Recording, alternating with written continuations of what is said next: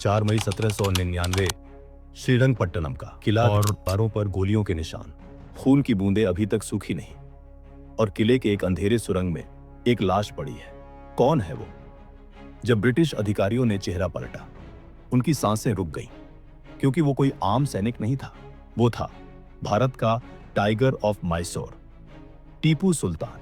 किला धुएं से भरा है, सिपाही भागते हुए दिखाई देते हैं, दूर से तोप की आवाजें। जिस रात यह किला गिरा, अंग्रेजों को लगा कि मैसूर की ताकत खत्म हो चुकी है, लेकिन उन्हें नहीं पता था कि इस किले की हर ईंट में एक नाम छिपा है, टीपू सुल्तान। वो नाम जिसे सुनकर अंग्रेजों की रगों में सिहरन दौड़ जाती थी। 20 नवंबर 1750, देवनहल्ली का एक छोटा सा घर, एक नवजात बच्चा जिसकी आंखों में अजीब चमक थी। नाम रखा गया फतेह अली, लेकिन दुनिया उसे बाद में टीपू सुल्तान के नाम से जानने वाली थी। टीपू बचपन से अलग थे। जहां बच्चे खिलौनों से खेलते थे, ये बच्चा तलवार से खेलता था। जहां बच्चे दौड़ना सीखते थे, ये घोड़े की चाल समझता था। किशोर उम्र में वो पहली बार मौत से टकराए। एक घायल बाघ अचानक उन पर झपटा, बंदूक जाम हो गई। टीपू पीछे नहीं हटे, एक ही बार और बाघ गिर चुका था। उसी दिन इतिहास ने उन्हें नाम दिया द टाइगर ऑफ मैसूर। लेकिन ये कहानी सिर्फ एक बहादुर राजा की नहीं है, ये उस खेल की कहानी है जो अंग्रेज पर्दे के पीछे खेल रहे थे, और टीपू सुल्तान को खत्म करने की साजिश बहुत पहले शुरू हो चुकी थी। अंग्रेजों की सबसे बड़ी भूल थी मैसूर को कम आंकना। हैदर अली और टीपू सुल्तान ने 4-4 युद्ध लड़े।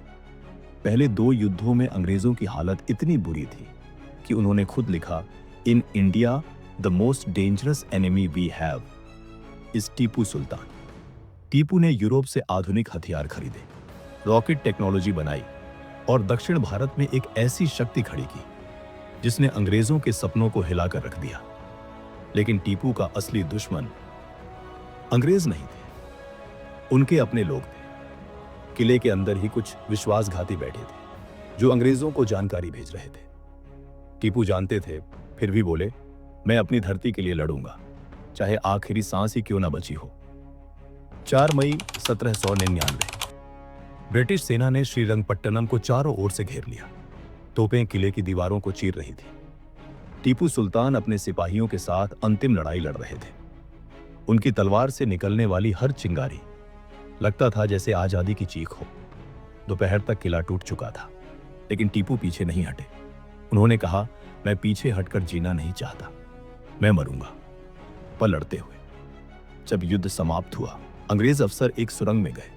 वहां खून से लथपथ एक शरीर पड़ा था, चेहरा धूल से भरा, तलवार उसके हाथ में अभी भी कसकर पकड़ी हुई। अधिकारी ने चेहरा पलटा और क्षण भर के लिए पूरा किला स्तब्ध हो गया, क्योंकि वो थे टीपू सुल्तान। उस दिन टाइगर ऑफ मैसूर चला गया, लेकिन उसकी दहाड़ आज भी उसी ताकत से गूंजती है कि आजादी कभी भीख में नहीं मिलती, उसे छीनना पड़ता है।